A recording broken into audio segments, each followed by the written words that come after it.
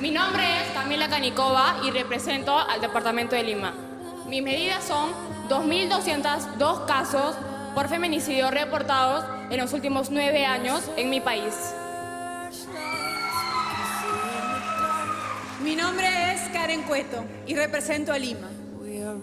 Y mis medidas son 82 feminicidios y 156 tentativas en lo que va del año.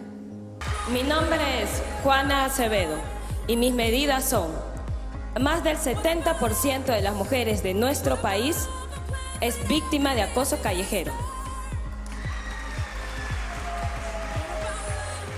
Mi nombre es Luciana Fernández y represento a la ciudad de Huánuco. Y mis medidas son: 13.000 niñas sufren de abuso sexual en nuestro país.